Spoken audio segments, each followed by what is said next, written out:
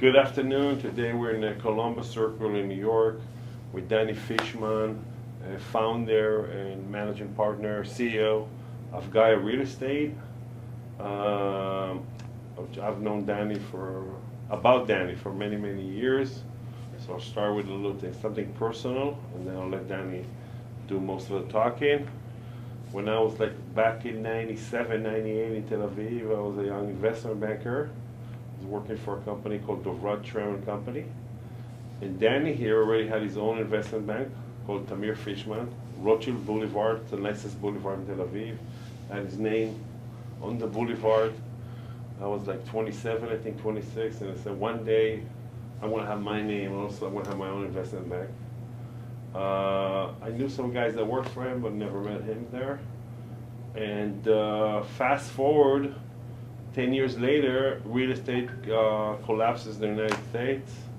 We both in different ways moved to the States and made a shift, industry shift, moved to real estate. I did more of the private investors, single family houses, and Danny was more institutional money, multifamilies, REIT. I'll tell you more about it. And our paths crossed away not long ago in Miami. So Danny, tell us a little bit about Gaia Real Estate. Thank you. Hi, good afternoon. So I co-founded Gaia around 15 years ago in 2009. It was after the financial meltdown, after Lehman Brothers bankruptcy. I had before, as you said, my own investment bank in Israel that was quite successful. But I always wanted to make it in New York and in the big market, and also so when everything collapsed here in 2008 and 2009, I thought it's a great opportunity to start something and basically go against the stream. Long story short, we are 15 years now. We invested around $4 billion, and not just in New York, all over the US, a lot in the Sunbelt markets. And what's nice also with what I wanted to do is that 2 years after I started the company, we actually bought from Lehman Brothers bankruptcy their portfolio of apartments. So that was a nice thing. And that's it. We're here in the headquarters in New York. We have around 50 people here, and we have a few hundreds of people that are managing the different properties all over. We're mainly doing different strategies in real estate, mainly in the residential apartment. We have a REIT, we did distressed real estate, we did added value, and so forth. And we're doing also a little bit of prop tech with venture capital funds that want to get from us the expertise, and we can be also their beta site, we can be the first ones. So that's in a nutshell about us. Cool. So tell us a little bit how your path, a little bit of your career path, going out of college. You went to Hebrew University, it's a great university in Jerusalem, studied economics. Tell us a little bit how you moved on from there a little bit. Yeah, so I was born and raised in Jerusalem. I studied there. I did there my first degree and also my MBA. And after my first job that was in government in Israel, which was supposed to be a good job in Jerusalem, but you hardly make a living. It's considered good, but you can't afford to go to the supermarket. And then I started my first job in Tel Aviv in an investment bank. And then one of the best things that happened to me was I did a very nice transaction there. And I was an employee there. My boss, my company made a fortune, and they gave me nothing as a bonus. The day after, I was 27 with mortgage, small shitty house, 2 kids. I resigned and I opened my own store, my own shop. So that's what year was that? That was 96. Yeah. So I'm sure I would do it, anyhow, even if I would be, but probably I would do it a few years later. At the end of the day, it gave me the push to start and saying, okay, I understood. If I'm an employee, even if I make money, I will never make money. Yes. So it's better I'll work for myself and not for someone else. That's a very Israeli also thing. Not so much in America, right? A bit less I think people entrepreneurship. Right. I think people here are less entrepreneurs, and I think that also the system here is different, because the system here, the kids are raised here very structured. There is no, I say it almost like no childhood. They're doing from school, and then they're going to do piano, and then computer, and then this, and this. They don't have time. In Israel, kids are, more free. They do their things. They do naughty things. They, I would say play in the mud. You go here to Central Park, you see kids with polo shirts and going to brunch with their parents in the Upper East Side. That, you can't be creative if you're like this. Yes. So you had the Tamir Fishman for what, about 10 years? More, over 12 years. 12 years. And then I decided that I want to start here. So the first step was I resigned as CEO of Tamir Fishman. I stayed on the board and shareholder, but I moved and basically was on a line between Tel Aviv and New York. And then after very few years, I sold my position. And what was your first big deal here that you said, okay, I'm in the game, I made it, I like this deal? What was the first deal you So did? the deals were, at the beginning in 2009, there were a lot of developers here in New York that built beautiful buildings and they could not sell. There was nothing. So what we did, we bought all cash from them, bulk of condos that they could not sell. So that were the first deals, and then we continued to deal. But the very big deal that I did was buying the bankruptcy Lehman Brothers. It was like 9,700 units. Wow, apartment building units. Apartment units, and it was a disaster. It was like, That's big, 9,700. It's huge. It's a big portfolio. Huge portfolio, and there was a mess with the debt, and there was like 30% vacancy, and units were ruined, and there were like $40 million violations to cities, so there's a lot of work to do it. And you raised the money for that deal mainly in Israel or United States? No, I raised the money in the United States. We had a big partner here in the US, but most of the money came from the banks because they had the huge loans, so we took us like a few months to restructure the loan with the banks. So we basically tranched the loans to a few tranches. So at the end of the day, most of the financing came from the banks. The banks themselves. The banks themselves that were in the deal, and so they knew that they will get the A note, probably get the B, and the C was a hope note. If it's like something like in theory, at the end of the day, they got every cent till the end, the interest. So you're a new guy from Israel. So Right. Banks in America, a guy from Israel doesn't mean much, right? Right. And you come in here and taking this big portfolio. How do you get them to trust you like that to give it over to you? I mean, it's not that easy, probably. Right. So I think that if it wasn't through a bankruptcy court, I would not get it. If it was like how I'm not from the same Ivy Leagues, and I don't play golf with the judge and the others. But because it was bankruptcy court, and the process was that every time each one submitted an envelope and they opened it, they could not basically change it, trick it. They tried, even in court, and I insisted that they said that someone else won the portfolio, a big private equity in the US, without opening the envelopes. Right. And I stood up in court and I said, I'm not accepting it. And my lawyers told me, sit down, you can go to jail, And I told him, I don't care, they will open the envelopes. And they canceled the bid, and the day after we got it. Wow. It was a big story. So what, the judge was... You never know here, because until now I know, but back then you never know who is the partners in this, where they went to school, who they're going to, which club, which this. It's all like... So, from the outside, a lot of people think that the US is very, Not corrupt. Not corrupt, but when you know the US, it is... It's a different kind of corruption. Exactly. It's not like in Israel, envelopes, but it's like clubs, vacations, charity checks, things like that. I say all the time, they steal and lie, but just with a suit and tie, so they look respectable. So we're like in a very volatile time now in the market, a very rough 18 months, I would say. Right. Big portfolios going under. Right. It's a better situation in multifamily, but still also a rough time. So tell us a little bit what you're doing now, and what do you see in the future for the real estate, for the commercial real estate market? Right. So I think first we were lucky, or smart, or both. We always need to be lucky also.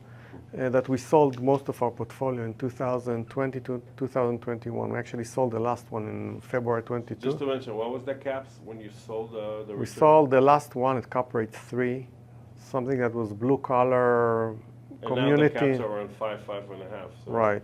Well, it's basically you 40% sold it double the price almost. Right. 50% to the Right. than it is now. Right. So we sold it very well, Yeah.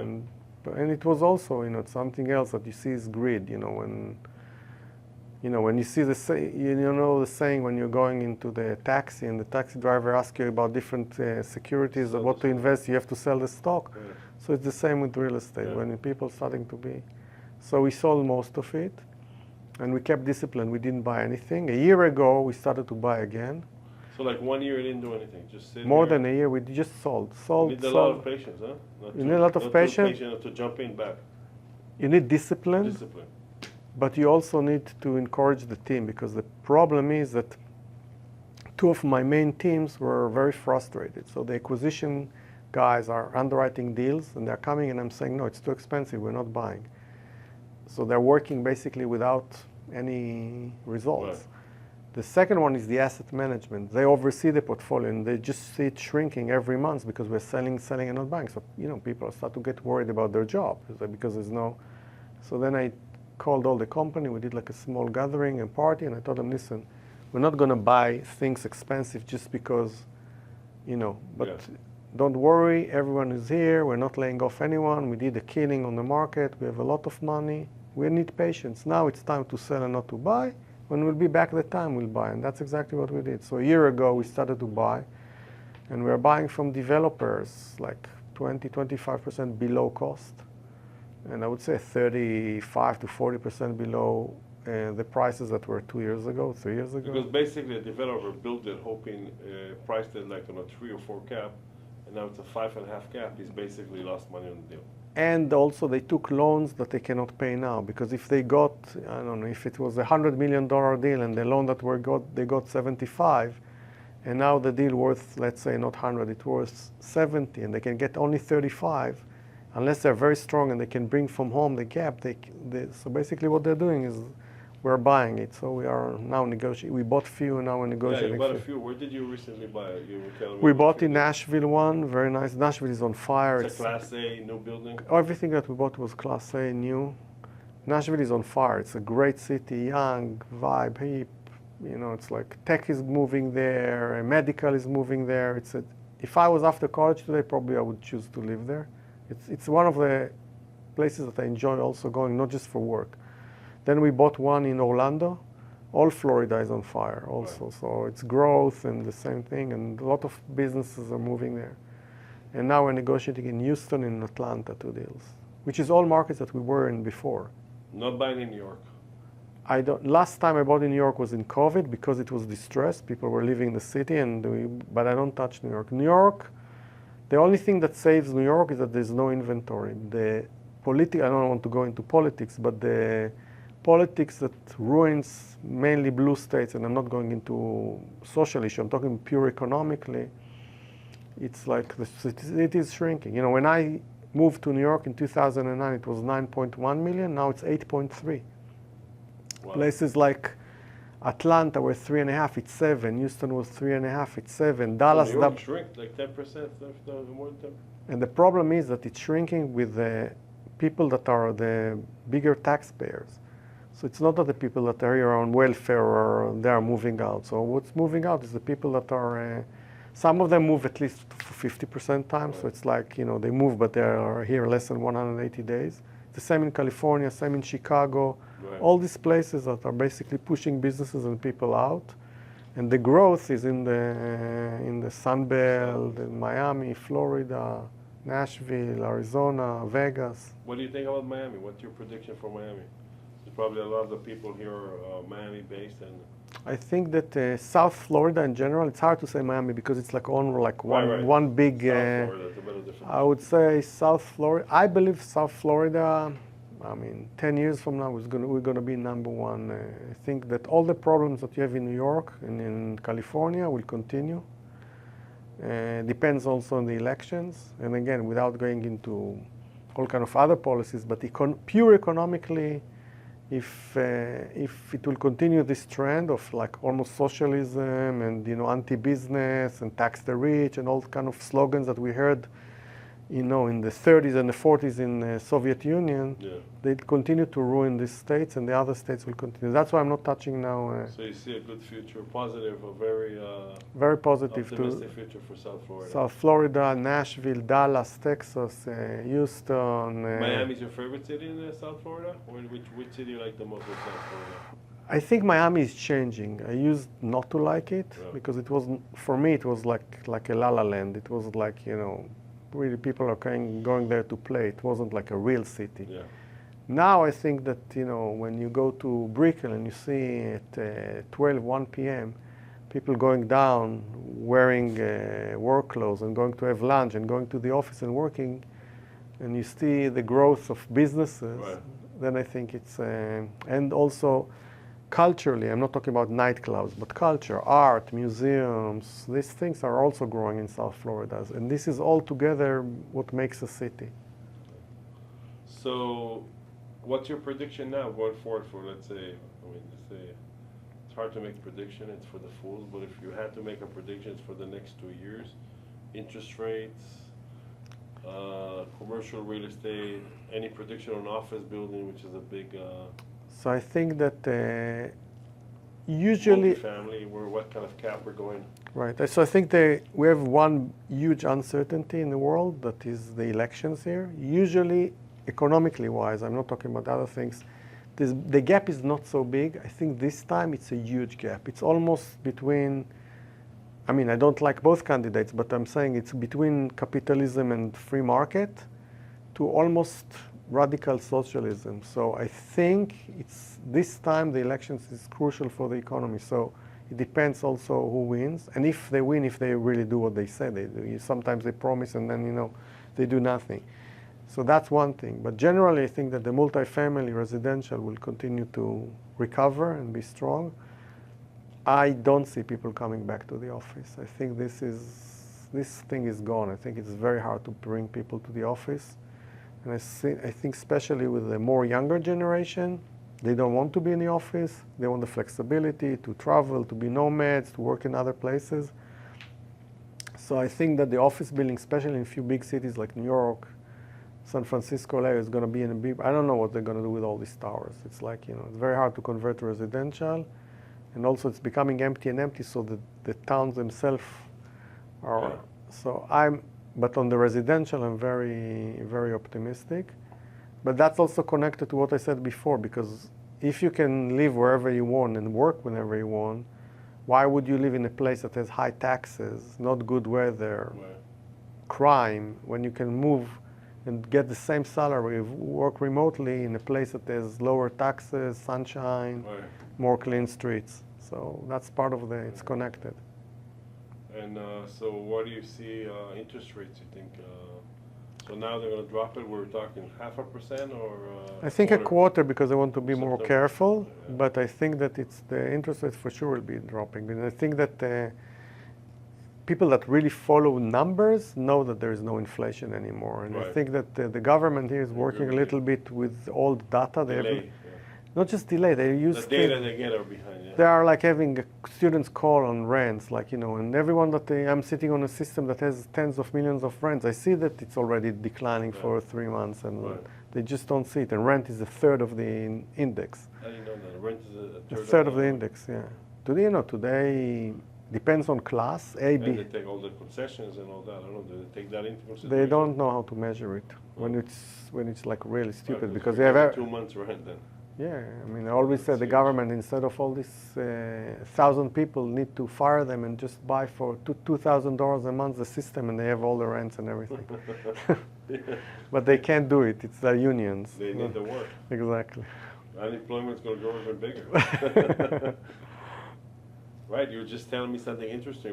Today was the pretty bad labor report, and you were telling me that if you look into it deeper, but the government really the market even shrink more, and just the government jobs is holding. Right. Local government and federal government is growing, and actually the private sector industry, private sector services were shrinking, which is part of the problem here, because the inflation is because the government is too big, they're spending too much money, they're printing too much money, And then unless they will stop, that will be the solution, not to start to, do all They're kind not of... even talking about it. You don't even hear them. None of the candidates are talking about it, and that's the most crucial thing to the U.S. Right. today. Yeah, I agree with you. But altogether, still, you have a positive. You're starting to buy, so obviously. No, I'm starting to you're buy because I think that there is a big shortage of apartments in the United States, a big one.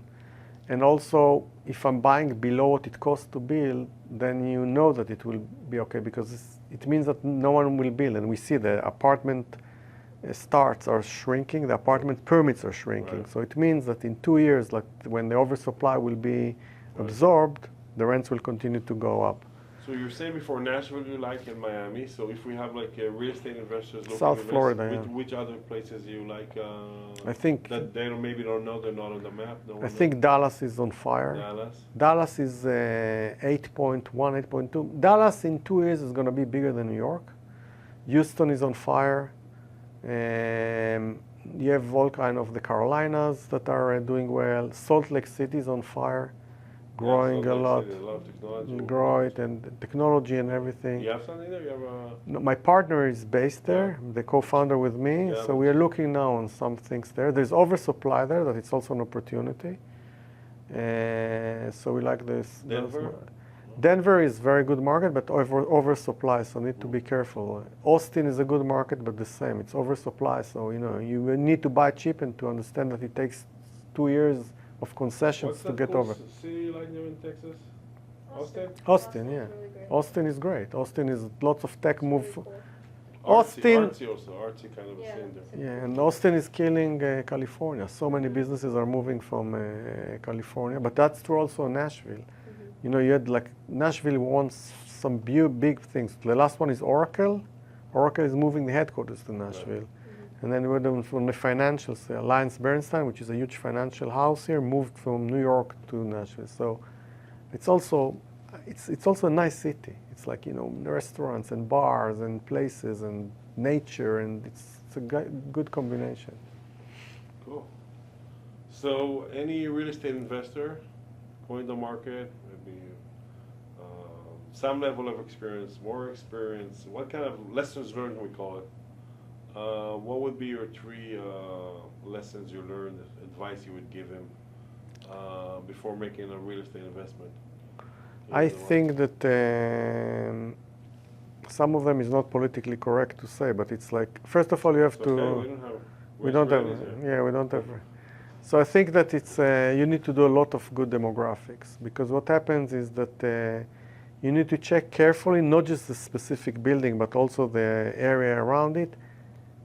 In theory, all these gentrification things work. In reality, especially in the reality today in the US, it's very difficult. So if it's an area like Williamsburg that was not really gentrifying, there was no one lived there, it was warehouses, so it's very easy to change it. But where you have legacy problematic economically, population, it's very, very hard to change it. It's very hard to make money, and it changes like this takes years and years, and you'll be underwater before it. And that's lessons learned. You tried it, and you. I tried it, and I didn't listen to smart people that told me that, and I learned my lessons. How we say in Hebrew, through the legs, not through their head. And so that's one lesson. And the second lesson is you have to look at residential mainly, but real estate as a consumer product and not to fall in love in the building. So it doesn't mean if the building is beautiful and everything, it doesn't mean anything. You have to see that the building and the price, the rents, fit the clientele. Because at the end of the day, it doesn't matter if the apartment, if this clientele here in the area can afford this, if your apartment is above you, nothing will help you. You can't. Right. So I think you need to look at it more like almost like a user, saying, okay, when you're buying a building, I'm trying to do it all the time. I'm saying, instead of looking at as an investor, I'm saying, let's say I'm a tenant. Let's say I'm your age and I'm now after college and I want to rent apartment here. Would I rent it? Would I pay this? What's my alternative on the left, on the right?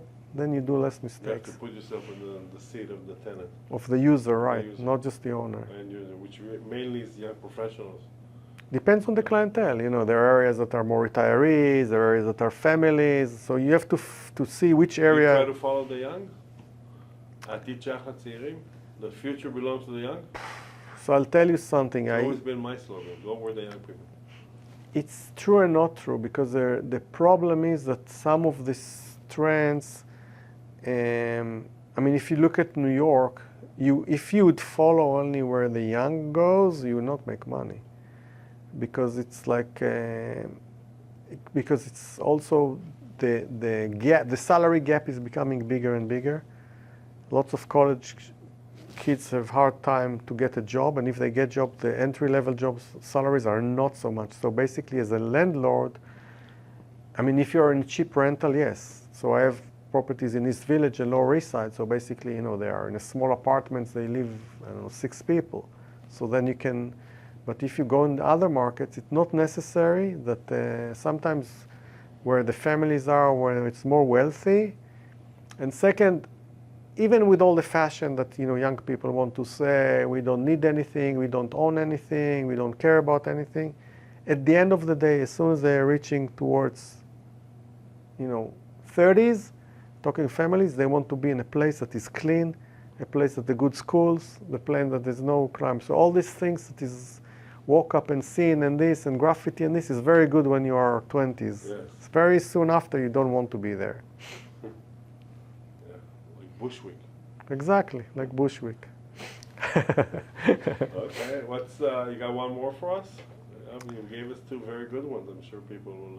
Yeah, and I think that also now is, I mean, we're doing a lot of macro around the property. So crime and everything is available. I mean, you can do 80% on search engines and things like that. So crime, transportation, job around you, demographics. So you can do a lot before you start to walk.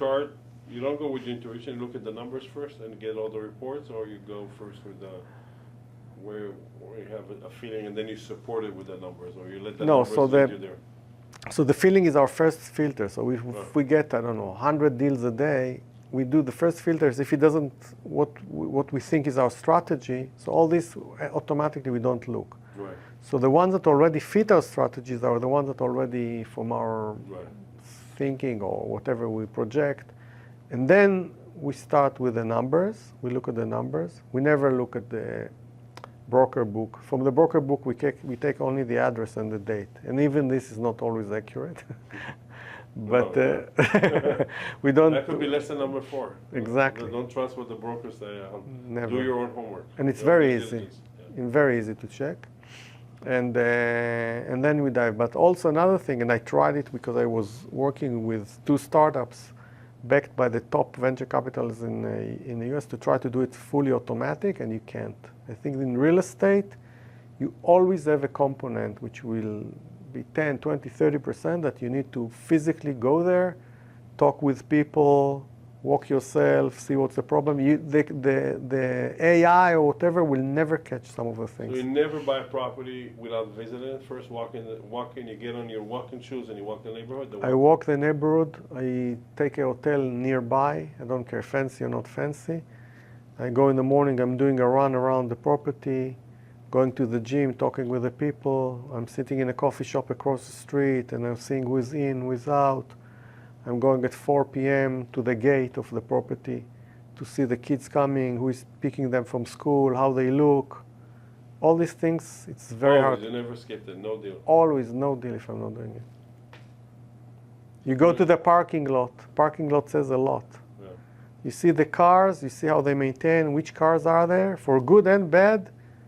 You know that... Our partners in Germany always say they used to go to the mailboxes and check how the building is maintained. What condition are the mailboxes of the building? First thing when they walk in the lobby, they check the mailbox, and they know how the management company maintained the building before. Right, but the cars, I learned from the first time I bought something in Houston, I had like a property manager there that he told me, let's walk first to the parking lot. And I wanted to go first to see the amenities, the swimming pool. And he said, I'm just walking into the parking lot, I can tell you who lives here and what's the situation. And then during the years, I'm doing it. And it's not just because you see, you know, cars which are old and non-maintained. I had the opposite. We went to see a property, middle class in Atlanta, and there were like two brand new Ferraris. So I told the property manager, who owns a Ferrari like this and rents here for $1,000 apartment? It's only the drug dealer, right? So that's not to buy. Nice. Yeah. So since let's say not a professional real estate investor, you would recommend buying the S&P 500 index or I think people that are commercial real estate income properties? I think that people that are not very wealthy, and this is their like pension or entire saving, and they have, I don't know, a few $100,000, they should not invest, definitely not in big investment, to be a small. Right. So they should be or investing in the S&P, Right. or if they know very well where they are in the neighborhood and they know how to manage it, they can buy a second place or something like that. Small house. Small house, family, maybe fix it and start to do it. But I would never buy in a place that you need someone else to manage for you. I'm not talking about someone So wealthy that has the- a lot of money. All the crowdfunding you see now, all those funds advertising, you wouldn't recommend. To small investors, No. not. If you are a big investor, then it's a good way to diversify your money. But then it's like if someone, I always tell people that ask me if they can invest with me, I tell them, look, if you have a few $100,000, you don't need to invest with me and no one like me. Right. You have to, first of all, you have to have something that is 100% yours. You never know when you need the money. Right. When you're 100%, you decide, okay, now I need liquidity. Because there's no liquidity. The bad side of the returns are very nice, Right. but the bad side in real estate, I think, is the liquidity is one Right. of the biggest issues, right? And Because you might have to wait 5-7 years Yeah. until you can get out. And second is like, don't buy, even if you're buying yourself, buy in your area or somewhere that you can manage it. Because if you buy it, even if it's very cheap in a far remote and you're dependent on someone else, it's a very big headache. Some Israelis want to live in Tel Aviv and they buy a house, single family house in Ohio. I say, what are you, crazy? Exactly. For $100,000. How are you going to take care of it? Something's going to break down. You never know what's going on there. Right, how we charge you is taking, so I think that Yeah, it's right, in your own area. right. Cool, very good. Well, Danny, thank you very much. Thank you very much. It was a Great pleasure. seeing you again.